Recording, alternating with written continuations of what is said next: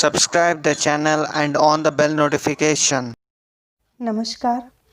राखी के त्यौहार के बारे में तो सभी जानते ही हैं कि यह भाई बहन के स्नेह का प्रतीक है, लेकिन यह बहुत कम लोग जानते हैं कि यह त्यौहार क्यों और कैसे मनाते हैं।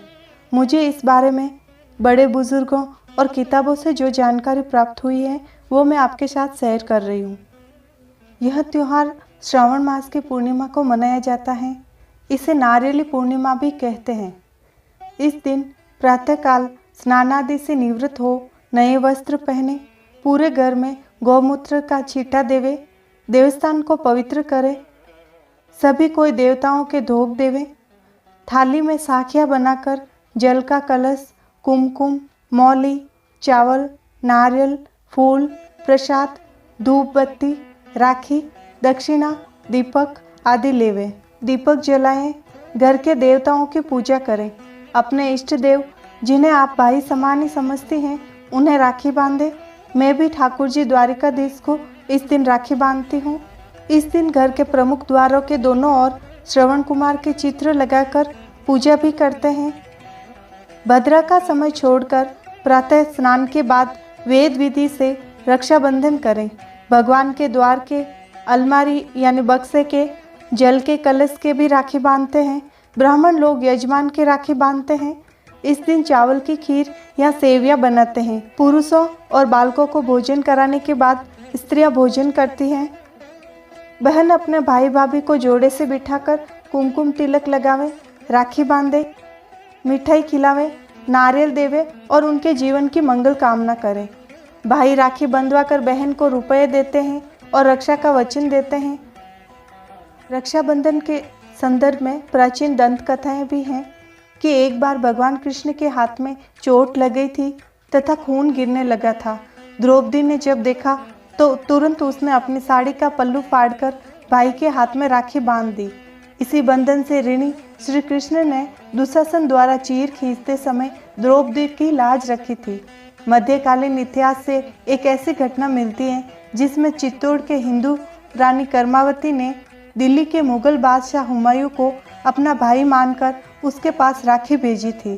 हुमायूं ने कर्मावती की राखी स्वीकार कर ली और उसकी सम्मान की रक्षा के लिए गुजरात के बादशाह से युद्ध किया था। इसी प्रकार एक और कहानी है।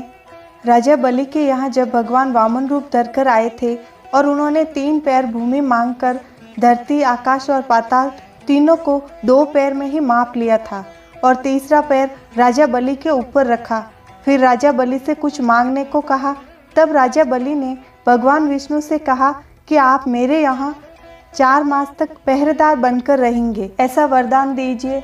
तब से ही भगवान विष्णु लक्ष्मी जी को स्वर्ग में ही छोड़कर वर्ष में 4 मास तक पहरेदार के रूप में रहने लगे। रक्षाबंधन के दिन श्री लक्ष्मी जी स्वर्ग से रिमझिम करती हुई राखी लेकर पधारी। राजा बलि को भाई बनाकर राखी बांधी, भतीजों और भाभी के भी राखी बांधी।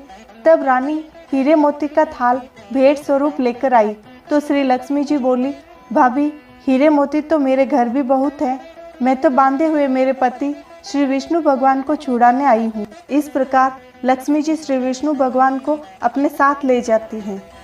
रक्षाबंधन से जुड़ी एक और कहानी है कि जब एक बार युधिष्ठिर ने भगवान कृष्ण से पूछा कि हे केशव, मुझे रक्षाबंधन की वह कथा सुनाइए जिससे मनुष्यों की प्रेत बाधा तथा दुख दूर होते हैं।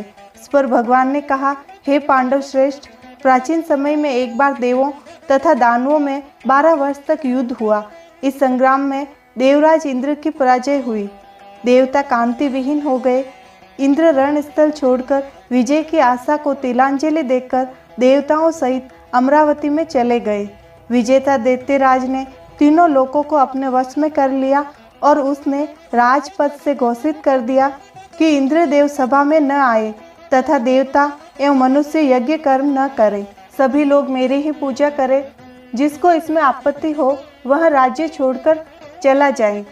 दैत्यराज की इस आज्ञा से यज्ञ, वेद, पठन पाठन तथा उत्सव समाप्त कर दिए। धर्म के नाश होने से देवों का बल घटने लगा। इधर इंद्र दानवों से भयभीत हो बृहस्पति को बुलाकर कहने लगा, हे गुरु, होनहार बलवान होते हैं, जो होना होगा वह होकर रहेगा। पहले तो बृहस्पति ने समझाया कि कोप करना व्यर्थ है, परंतु इंद्र की हठ विदिता तथा पूर्णिमा के प्रातःकाल की रक्षा का विधान संपन्न किया गया। येन बधो बलि राजा दान वेंद्रो महाबलः तेन त्वाम भीव नामी रक्षे माँ चल माँ चलह। ऐसे मंत्रोच्चारण से बृहस्पति ने श्रावण पूर्णिमा के दिन रक्षा विधान किया।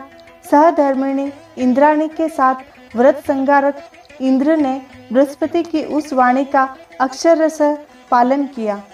इंद्राणी ने ब्राह्मण पुरोहितों द्वारा स्वस्ति वाचन करा के इंद्र के दाएं हाथ में रक्षा की पोटली बांध दी। इसी के बल पर इंद्र ने दानवों पर विजय प्राप्त की थी। तो ये थी रक्षाबंधन के बारे में कुछ जानकारी। जिन बंधुओं को इस बारे में और भी कुछ जानकारी है वो हमें कमेंट में बता सकते हैं, क्योंकि इस चैनल का उद्देश्य यही है कि हमारी संस्कृति और रीति रिवाज के बारे में हमारी भावी पीढ़ी को जानकारी दें। आपको मेरा यह वीडियो अच्छा लगा हो तो लाइक करना और कमेंट करना और मेरे चैनल को सब्सक्राइब करना। धन्यवाद।